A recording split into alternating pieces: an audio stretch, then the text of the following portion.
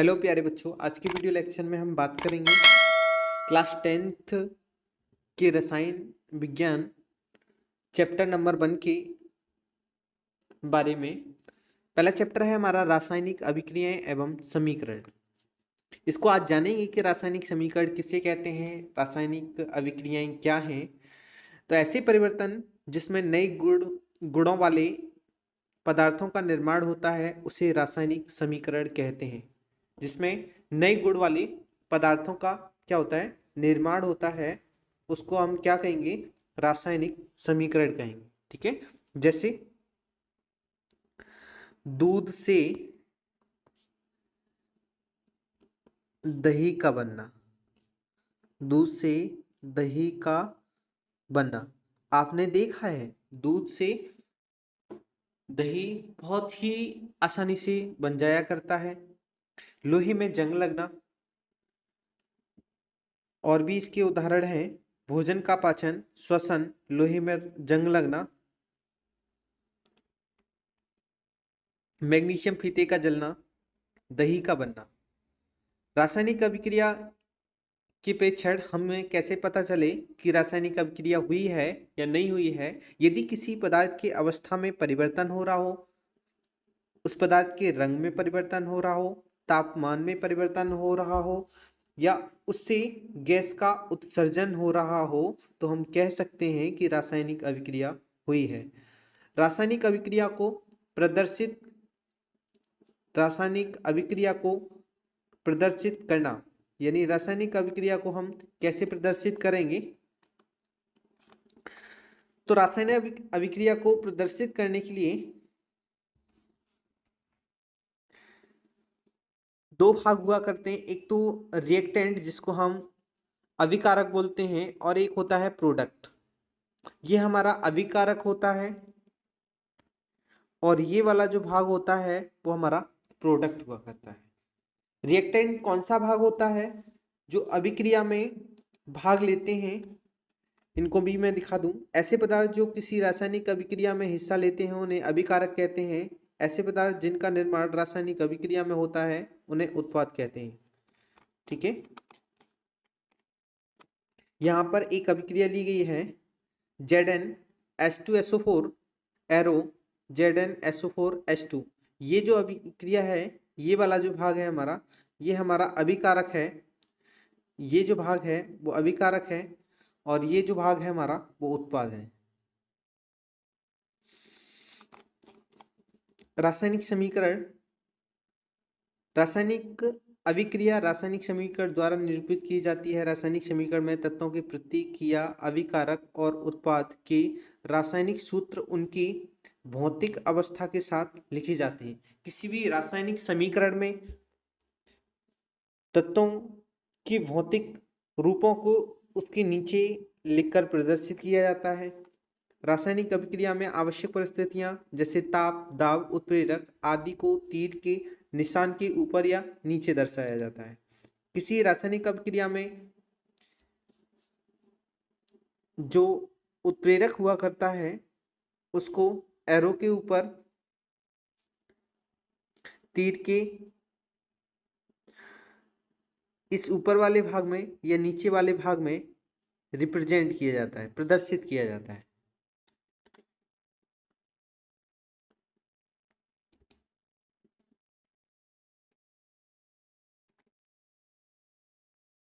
रासायनिक अभिक्रिया को संतुलित करना। द्रव्यमान संरक्षण का नियम। किसी भी रासायनिक अभिक्रिया में द्रव्यमान का ना तो निर्माण होता है और ना ही विनाश। रासायनिक अभिक्रिया के पहले एवं उसके पश्चात प्रत्येक तत्व के परमाणुओं की संख्या समान होनी चाहिए। कहने का मतलब ये है कि अभिकारक एवं उत्पाद में तत्वों की परमाणु की संख्या बराबर होनी चाहिए। जितना हमारा रिएक्टेंट होना चाहिए,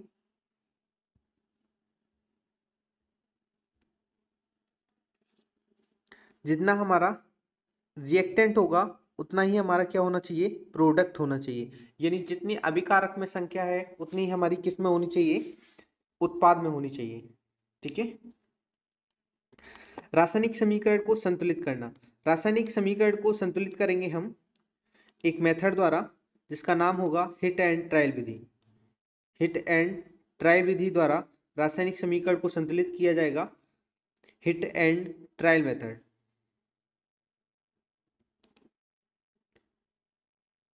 रासायनिक समीकरण को लिखकर प्रत्येक सूत्र के चारों ओर बॉक्स बना लीजिएगा। सबसे पहला चरण है हमारे कि रासायनिक समीकरण को जब आप देखेंगे तो उसके चारों ओर क्या करेंगे, पहले बॉक्स बना लेंगे। चलो इसके चारों ओर हम क्या करेंगे, एक बॉक्स बना लेंगे। इनके चारों ओर मैंने एक बॉक्स बना लिया है। अब आपको किसी भी दूसरा चरण होगा,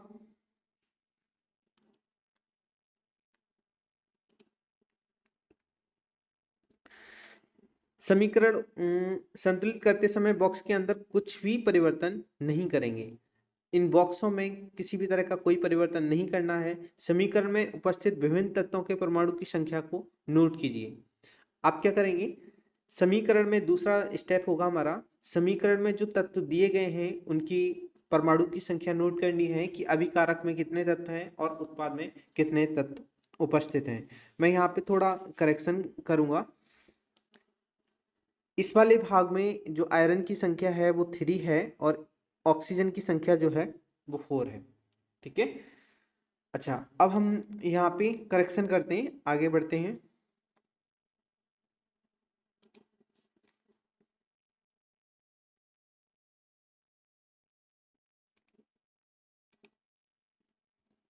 यहाँ पे आयरन की संख्या 3 और ऑक्सीजन की संख्या 4। अब यहाँ पे समीकरण में उपस्थित विभिन्न तत्वों के परमाणु की संख्या को क्या करेंगे, नोट कीजिएगा। अभिकारक, ये जो हमारा अभिकारक वाला भाग है, इतना ये अभिकारक का भाग है, तो इसमें आयरन की संख्या क्या है और हाइड्रोजन की संख्या क्या है, ऑक्सीजन की संख्या क्या है। तो आयरन की संख्या 1 दी गई है। ठीक है, आयरन की संख्या 1 दी गई है। हाइड्रोजन की संख्या हमारी 2 दी गई है। ऑक्सीजन की संख्या की बात करें तो ऑक्सीजन की संख्या 1 दी गई है। ठीक है। हाँ, अब बात करेंगे हमारे जो उत्पाद में तत्व हैं उनकी संख्या की बात करेंगे तो आयरन की संख्या इधर उत्पाद में 3 दी गई है, हाइड्रोजन की संख्या 2 दी गई है। ठीक है, और जो ऑक्सीजन की संख्या है वो 4 दी गई है। अब हम क्या करना है, अब हमको इसको बैलेंस करना है। पॉइंट नंबर 4 की ओर चलेंगे। सबसे अधिक परमाणु वाले तत्व को अभिकारक या उत्पाद की साइड अनुचित गुणांक लगाकर हमें क्या कर लेना है, संतुलित करना है। अभिक्रिया में जिस तत्व की संख्या अधिक है, चाहे वह अभिकारक में हो चाहे उत्पाद में हो, सबसे पहले उसको बैलेंस कर लिया जाएगा। तो बैलेंस करते हैं। ऑक्सीजन की संख्या यहाँ पर कितनी है, 4 है, और यहाँ पे ऑक्सीजन की संख्या कितनी है, 1 है। तो मैं क्या करना होगा, 4 से मल्टीप्लाई करना होगा। मैं यहाँ 4 से गुणा कर दूंगा, बराबर ऑक्सीजन कितना हो जाएगा मेरा, 4 हो जाएगा। जब मैंने ऑक्सीजन में गुणा की तो इसका मतलब है कि मेरे इधर साइड में ऑक्सीजन है, 4 से मैंने मल्टीप्लाई कर दी।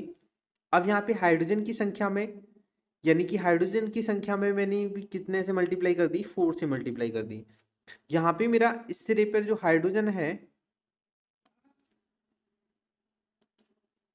इस सिरे पे जो हाइड्रोजन है वो कितना है, 2 है ना। अब मैं क्या करूंगा, इस सिरे पे जो मेरा हाइड्रोजन 2 जो दिख रहा है उसमें भी कितने से, 2 से मल्टीप्लाई कर दूंगा।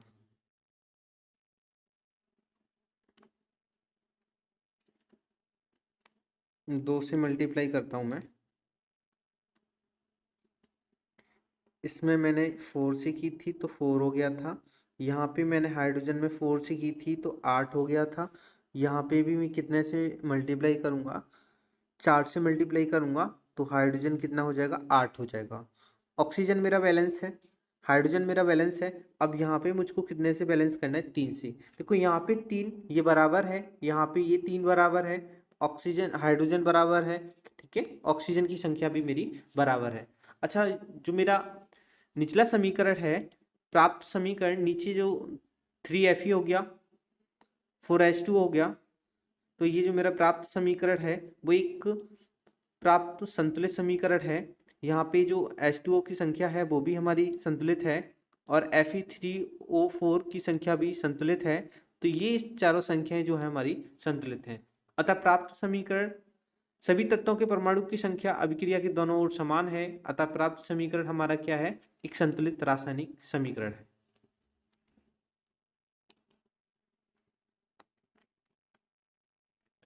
अभिकारक एवं उत्पाद की भौतिक अवस्थाओं लिखना। ठोसों के लिए ठोस अवस्था को एस के क्रॉस द्वारा और सिंबल द्वारा दर्शाया जाता है, जबकि द्रव को एल स्मॉल एल के द्वारा रिप्रेजेंट किया जाता है, गैस अवस्था को जी के द्वारा और जलीय अवस्था को ए क्यू के द्वारा। जैसे आयरन जो है हमारा सॉलिड अवस्था में है तो उसको एस से, जल जो है हमारा गैस अवस्था में है तो उसको जी से, और जो Fe2O4 है वो एक्वस अवस्था में है तो उसको AQ से डिनोट किया गया है, और जो H2O है उसको, जो गैस H2 है जो हाइड्रोजन गैस है, उसको गैस अवस्था में डिनोट किया गया है। आगे बढ़ते हैं। कुछ आवश्यक परिस्थितियां जैसे ताप, दाब या उत्प्रेरक आदि को तीर के निशान के ऊपर या नीचे लिखें।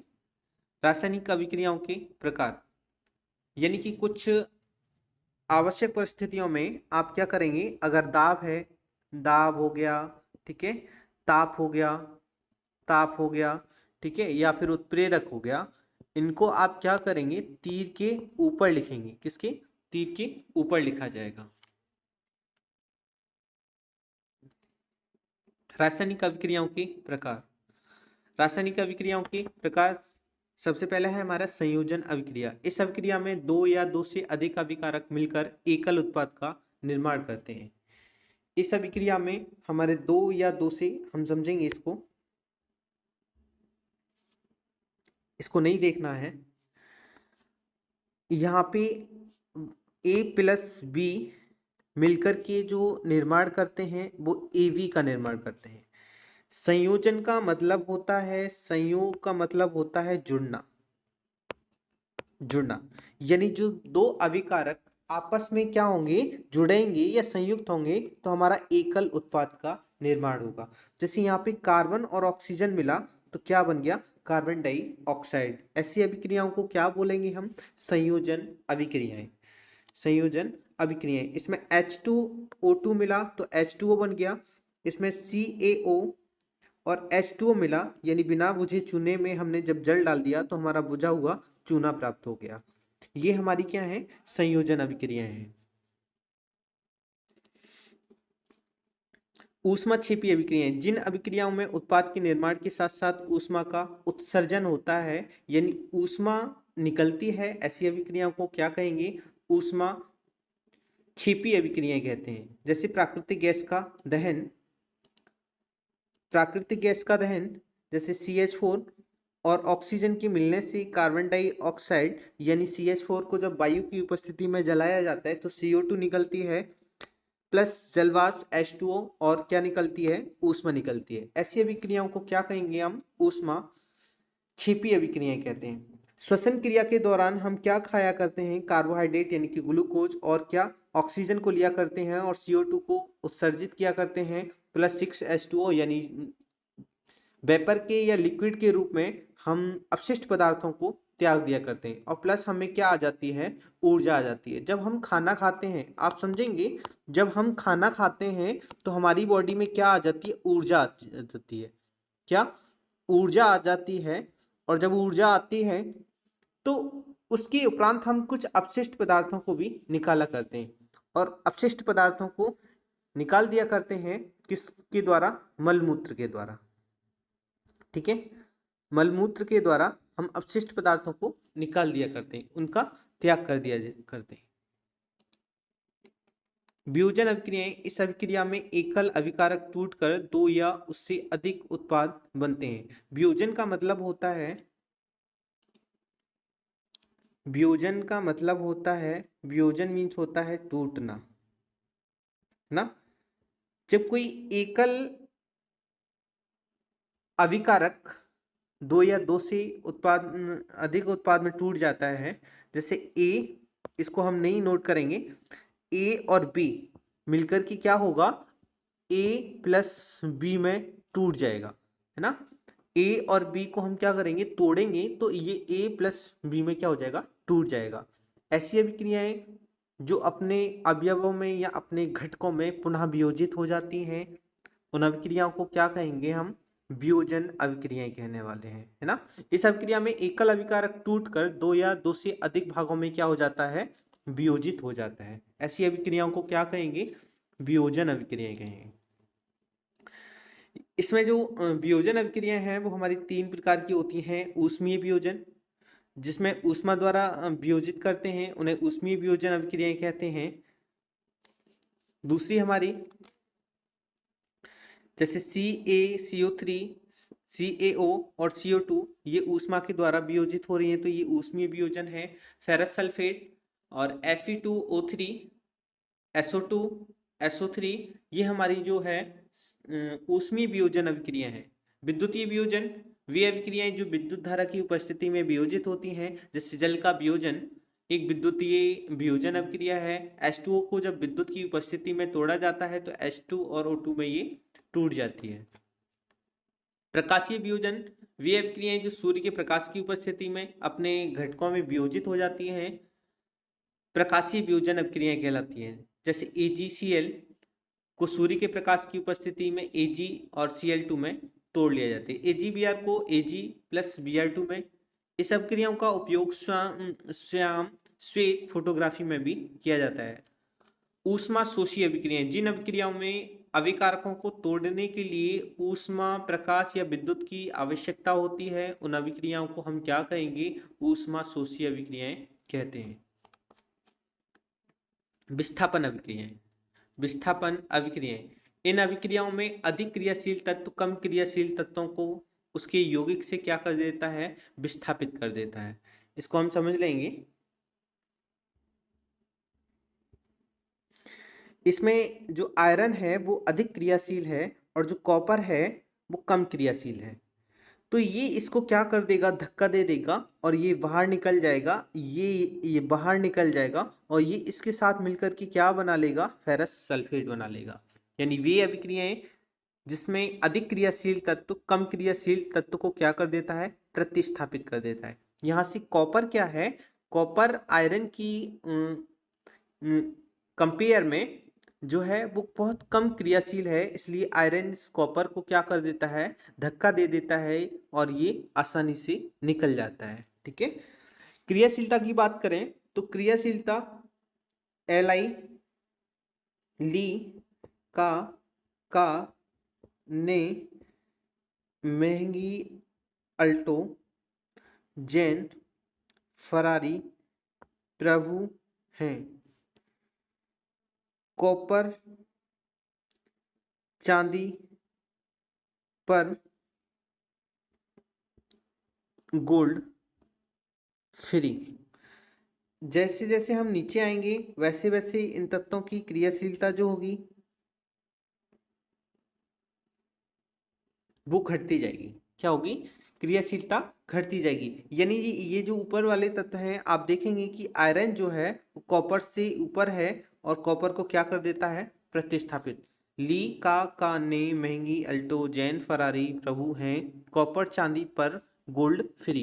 ये हमारी ट्रिक रहेगी इसको याद करने के लिए। द्विविस्थापन अभिक्रियाएं, इस अभिक्रिया में उत्पादों का निर्माण इस अभिक्रिया में उत्पादों का निर्माण दो यौगिकों के बीच आयनों के आदान प्रदान से होता है।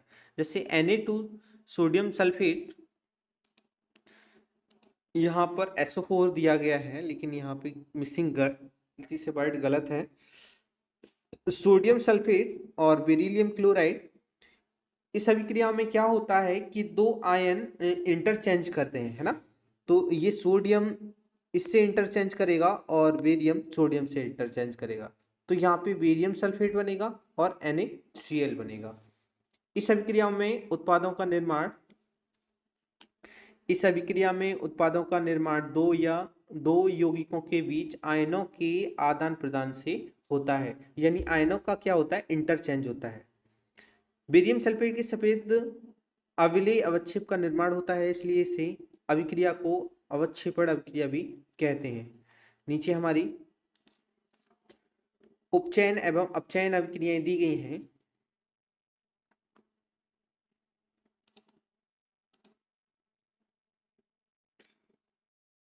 उपचयन अभिक्रियाओं को जानेंगे जब किसी पदार्थ में ऑक्सीजन की वृद्धि होती है ना, या जब किसी पदार्थ में हाइड्रोजन का ह्रास होता है तो क्या होता है आपका उपचयन होता है, यानी कि ऑक्सीडेशन। क्या ऑक्सीडेशन होता है, ऑक्सीडेशन मीन्स ऑक्सीकरण होता है। यानी जब किसी पदार्थ में ऑक्सीजन का क्या होता है, ऑक्सीजन का संयोग होता है, ऑक्सीजन का संयोग होता है, और हाइड्रोजन एटम का क्या होता है, हाइड्रोजन एटम का क्या होता है, निष्कर्षण होता है, निष्कर्षण। ठीक है, क्या होता है, निष्कर्षण होता है। तो वहां पे क्या होता है आपका निष्कर्षण जब होता है तो वहां पे आपका ऑक्सीकरण होता है। जैसे यहाँ पे कार्बन प्लस ऑक्सीजन, इसमें कार्बन और ऑक्सीजन का क्या हुआ है, संयोग हुआ है। ऊपर और करके स्क्रॉल कर दे रहा हूं उसको।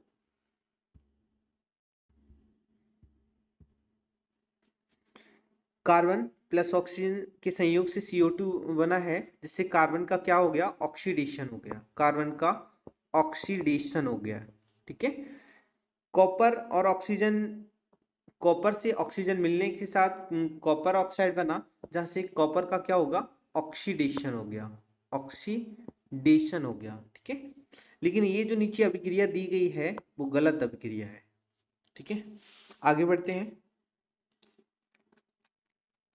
अपचयन, जब किसी, अपचयन को पूरा क्लियर कर लेते हैं। जब किसी पदार्थ में ऑक्सीजन का ह्रास होता है, ह्रास मीन्स होता है हानि। ठीक है, ह्रास मीन्स होता है, ह्रास की बात करें तो ह्रास मीन्स होता है हानि, हानि। ठीक है, और जब किसी पदार्थ में ऑक्सीजन का क्या होता है, ह्रास होता है, ह्रास मीन्स हानि होगा। O2 जब निकलेगा, O2 का क्या होगा, इसमें निष्कर्षण होगा, निष्कर्षण। ठीक है, O2 का होगा निष्कर्षण, और हाइड्रोजन का क्या होगा, हाइड्रोजन एटम का होगा इसमें संयोग। ठीक है, तो क्या होगा आपका अपचयन होगा, क्या अपचयन होगा। ठीक है, जब किसी पदार्थ में ऑक्सीजन का ह्रास होता है, यानी ऑक्सीजन का क्या होता है, निष्कर्षण होता है। जब किसी पदार्थ में हाइड्रोजन का, हाइड्रोजन की क्या होती है, वृद्धि होती है, यानी कि संयोग होता है, तो क्या होगा आपका अपचयन होगा। जैसे CuO और H2, आप देख रहे हैं यहाँ पे कि ऑक्सीजन का क्या हो रहा है, निकास हो रहा है। यहाँ पे ऑक्सीजन निकल के हाइड्रोजन के साथ मिलके और क्या बना रहे हैं, H2O बना रहे हैं। इसलिए इसका क्या हो रहा है, निष्कर्षण हो रहा है, और जब निष्कर्षण हो रहा है तो कॉपर का क्या हो रहा है, कॉपर का हो रहा है अपचयन, कॉपर का अपचयन हो रहा है। ठीक है, हाँ, इस अभिक्रिया में कॉपर ऑक्साइड कॉपर में अपचयित हो जाता है। हाइड्रोजन उपचयित होकर जल बनाता है। इस अभिक्रिया में उपचयन तथा अपचयन दोनों हो रहे हैं, इसलिए इस अभिक्रियाओं को क्या कहेंगे, रिडॉक्स रिएक्शन, यानी कि अपचय उपचय अभिक्रियाएं कहेंगे। दैनिक जीवन में संक्षारण उपचयन अभिक्रियाओं के प्रभाव। संक्षारण कब होता है, संक्षारण क्या है, इसको जानेंगे।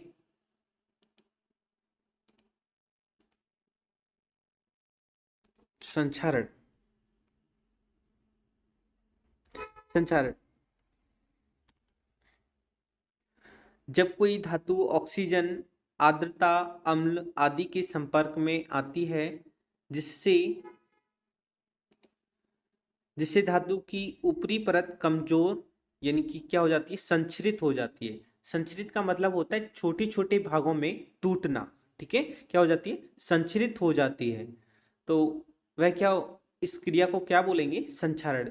जब कोई धातु ऑक्सीजन, आर्द्रता, अम्ल आदि के संपर्क में आती है, यानी उससे क्रिया करती है, तो धातु की परत क्या होगी, जिससे धातु की ऊपरी परत क्या हो जाती, कमजोर हो जाती है और वह संचरित होने लगती है। जिस इस घटना को क्या कहते हैं, संक्षारण कहते हैं। जैसे लोहे की वस्तुओं पर जंग लगना, चांदी के ऊपर लोहे की वस्तुओं पर जंग लगना, चांदी के ऊपर काली परत व तांबे के ऊपर हरी परत का चढ़ना संक्षारण के कुछ उदाहरण हैं। यानी लोहे पे जंग लगना, लोहे पर जंग लगना, जंग लगना। ठीक है, जंग लगना। यश दिलीपन, विद्युत दिलीपन और पेंट करके संक्षारण से धातुओं को बचाया जा सकता है। इसके उपाय भी हैं, या क्या करें हम, यस्द लेपन, ठीक है, यस्द लेपन, विद्युत लेपन और पेंट करके संक्षारण होने से धातुओं को क्या हो सकता है, बचाया जा सकता है। अगला हमारा टॉपिक है विकृत गंधता। विकृत गंधता, वसायुक्त और तेलीय खाद्य सामग्री वायु के संपर्क में आने पर उपचयित हो जाते हैं, यानी क्या हो जाता है, उनका ऑक्सीकरण हो जाता है, जिससे उनके स्वाद में, गंध में परिवर्तन हो जाता है। इसे विकृत गंधता कहते हैं। आप देखते हैं जो घर का भोजन हुआ करता है, जब उसको आपको खुला छोड़ देते हैं तो वायु के संपर्क में आने के बाद कुछ समय बाद क्या हो जाता है, स्पॉइल हो जाता है, यानी कि खराब हो जाता है ना। यानी उसका क्या हो जाता है, उसका ऑक्सीकरण, यानी कि वो क्या हो जाता है, उपचयित हो जाता है, ऑक्सीकृत हो जाता है, जिससे उनकी स्वाद में क्या हो जाता है, गंध में परिवर्तन, स्वाद में और गंध में परिवर्तन आ जाता है। इसी को क्या कहते हैं हम, विकृत गंधता कहते हैं। विकृत गंधता रोकने के कुछ उपाय हैं। प्रति ऑक्सीकारक का उपयोग करके, हम प्रति ऑक्सीकारक का उपयोग यानी ऑक्सीडाइजिंग रिएजेंट का उपयोग करके उसको बचाया जा सकता है। वायुरोधी में बर्तन में खाद्य सामग्री रख के, यानी कि ऐसे बर्तन का उपयोग करें जिसमें वायु का आवागमन ना हो। वायु के स्थान पर नाइट्रोजन गैस द्वारा, शीतलन द्वारा, या किसी, हम उसको ठंडे स्थान पर रखें जहां वायु का गमन ना हो। वायु के स्थान पर नाइट्रोजन गैस द्वारा, आपने देखा होगा जो चिप्स के पाउच आया करते हैं, जो मार्केट में बिका करते हैं, उसमें ऑक्सीजन को नहीं भरा जाता है, उसमें N2 गैस को भरा जाता है, क्योंकि N2 गैस के भरने के कारण N2 गैस को भरा जाता है। N2 मीन्स नाइट्रोजन गैस को भरा जाता है, जिससे वो हमारे जो खाद्य सामग्री होते हैं वो जल्दी खराब नहीं हुआ करते। जबकि अगर हम वहाँ पे O2 को भर देंगे तो वो हमारे वायु से क्रिया करके क्या हो जाएंगे, ऑक्सीकृत हो जाएंगे, यानी कि उपचयित हो जाएंगे और बहुत ही जल्दी क्या हो जाएंगे, खराब हो जाएंगे।